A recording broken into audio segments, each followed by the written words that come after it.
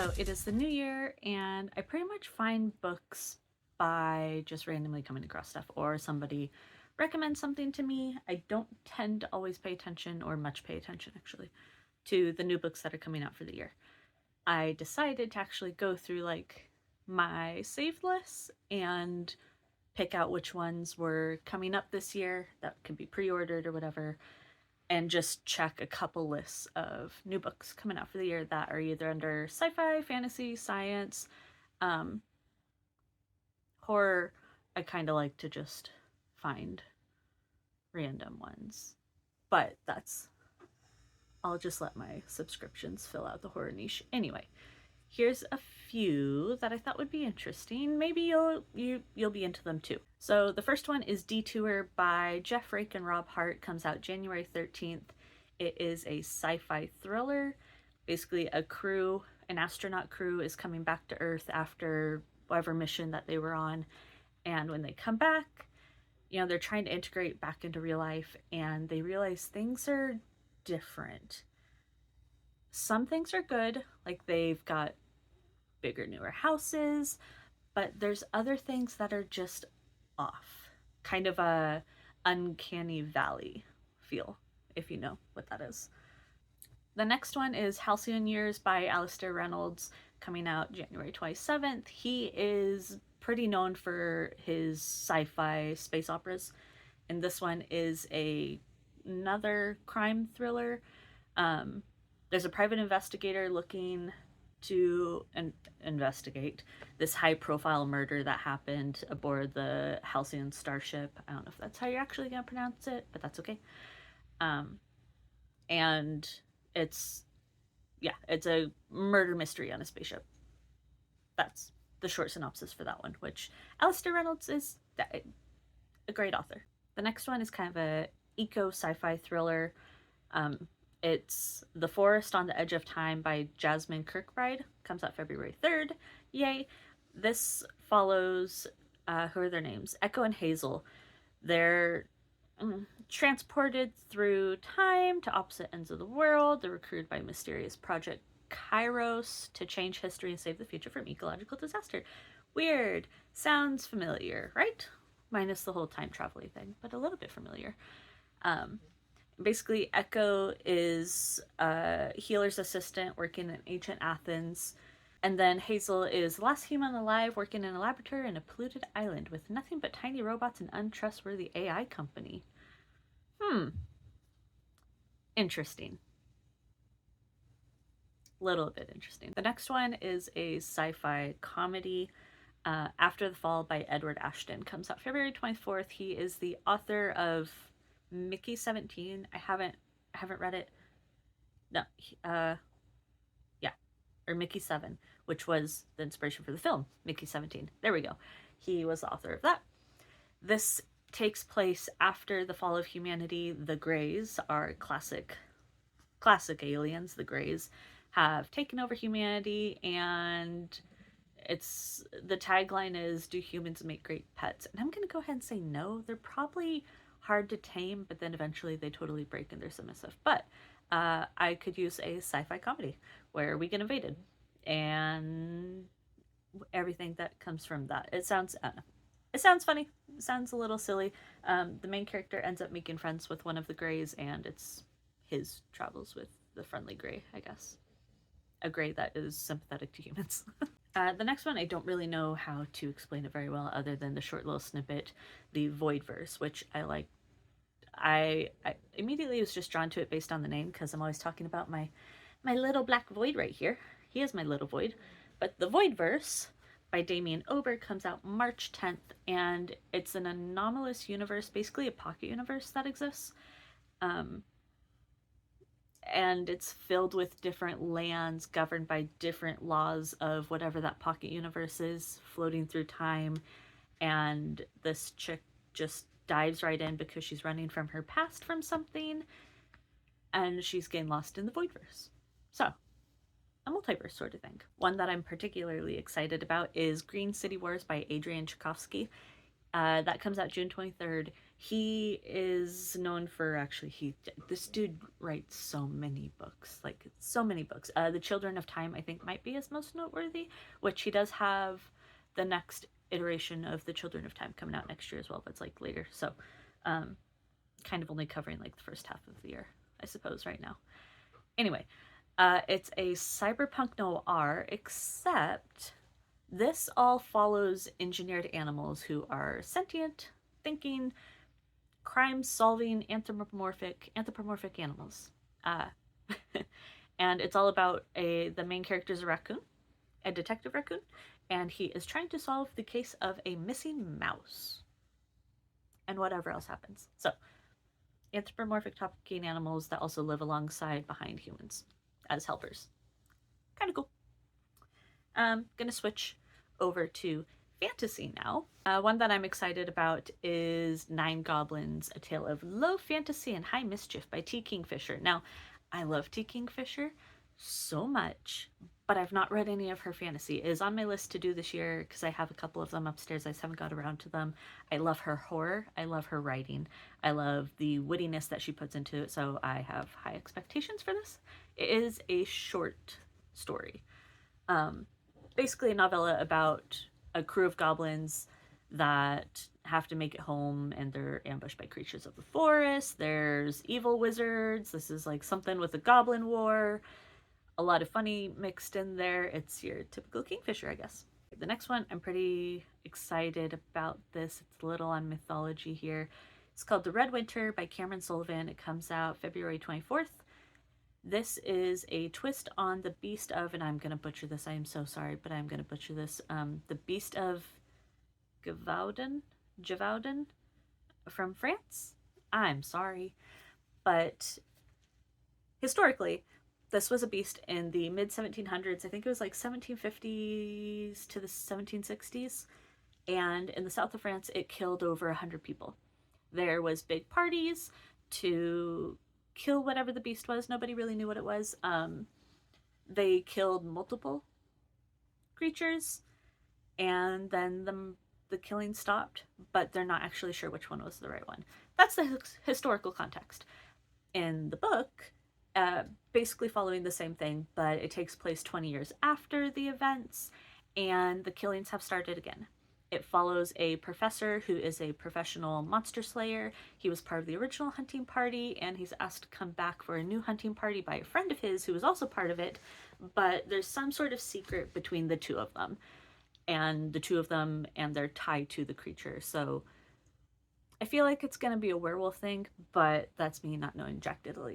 All in all, while they're hunting the creature, France is going through a revolution and there's government chaos, and so it's gonna be, I guess, historical fantasy.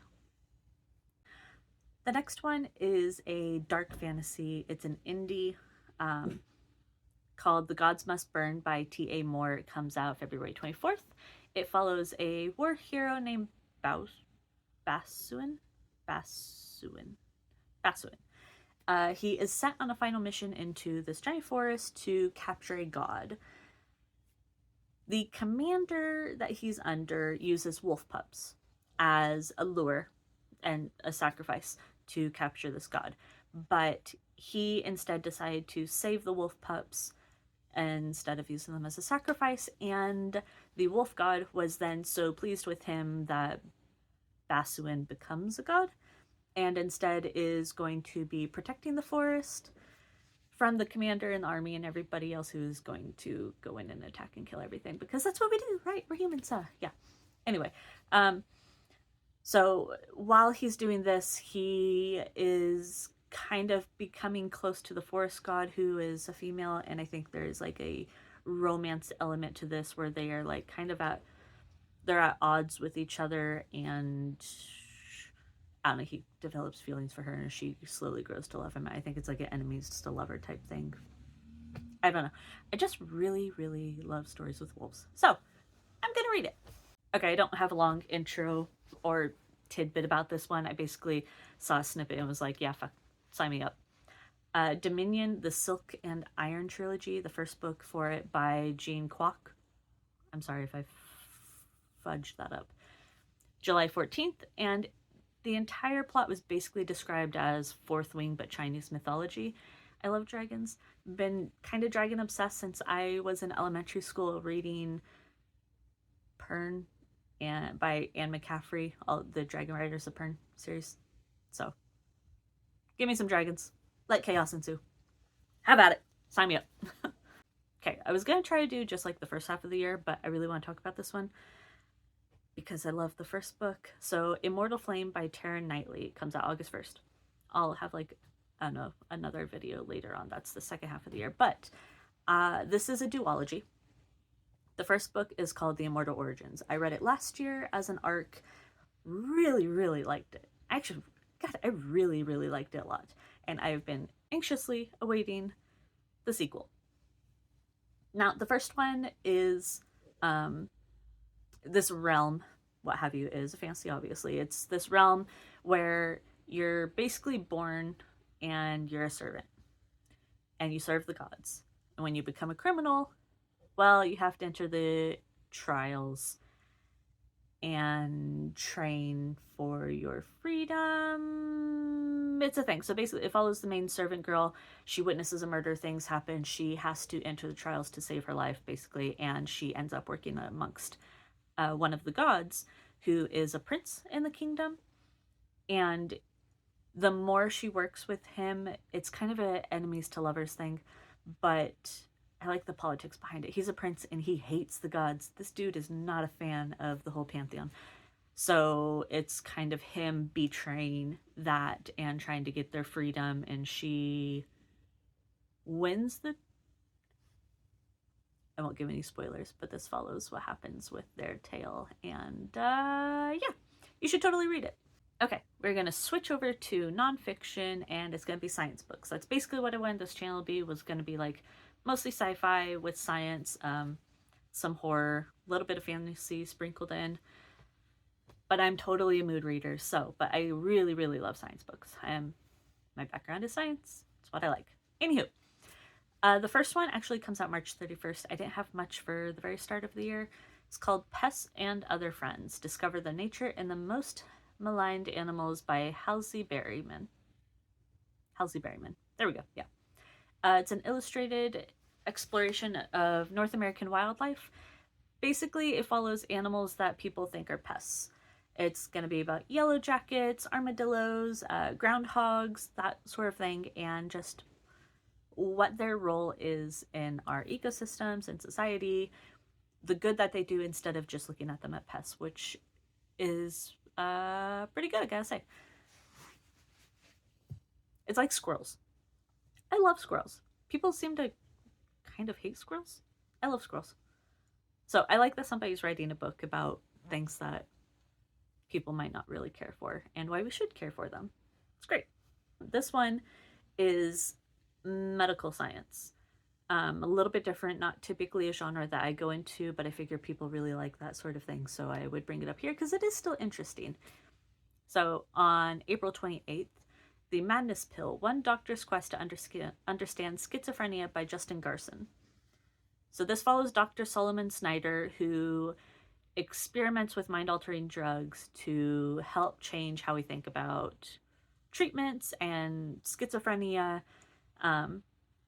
It's all about the psychiatrist who ultimately did identify the madness pill.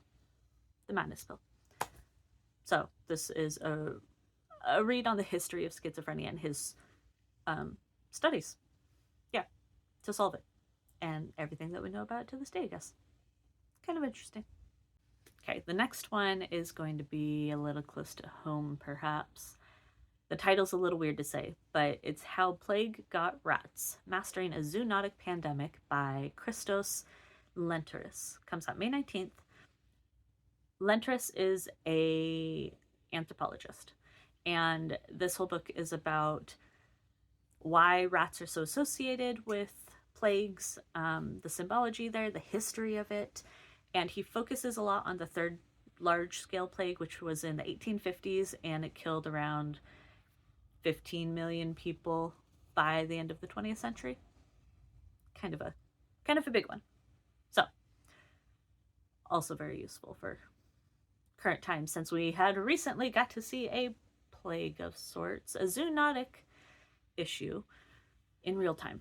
So it wouldn't be me if I didn't throw in some astronomy and physics based stuff in here, because I really love that stuff. I originally went to college for studying these sort of things. So anyway, the next one up is It's Just Rocket Science, Exploring Physics Through Spaceflight Missions by Trisha Moreau. It's out on May 12th. Trisha Moreau is a science writer. This is her book trying to bring the hard topics of physics and spaceflight, satellites, telescopes, how all of that works down onto a layman's level of understanding, which is great. That's exactly what science communicating should be. Exactly what it should be. I might understand it on a little bit harder, but I think it's always useful to understand how these tough things work on easier to understand fundamental levels. I look forward to it. Okay, the next one up is another astronomy related one. This is The Echoing Universe, How Radio Astronomy Helps Us See the Invisible Cosmos by Dr. Emma Chapman. She is an astronomer, and this is all about radio waves. Everything we see, it's not just, a telescope and Hubble, and we have radio receivers that give us different types of waves, allow us to see different types of information from the cosmos. We either get it from far out, we get radio waves off the moon, from other planets. This is a different look on how to think of astronomy, which is really interesting. There's a lot of really cool math involved in that as well. I did some research on that in college. I'm excited. I hope any of these sound interesting to you. And the last one for this video is something I think is really important in this day and age. It's called Hidden Wonders: New Species and Rediscoveries in an Age of Extinction by David Alderton. July 28th it comes out. This book is basically the antithesis of everything that we kind of absorb as far as species and extinction go. We're so hell-bent on everything that is going extinct, especially by human impact, and that's rightfully so, absolutely rightfully so. But this book looks at new species being discovered, or species that we thought were extinct and they're being rediscovered, because that has happened and we've seen it happen even recently, which is really great to think about. Also just watched a video about these spiders, which I'm not gonna squish a spider, but they do make me go ugh, and they look like leaves. I've seen them mentioned before, but I mean, and then they go and they don't look like a leaf anymore. They're like, I don't know. It's a specific type of spider, and we have a very hard time finding them, and it wasn't until recently that we really decided that that was a species.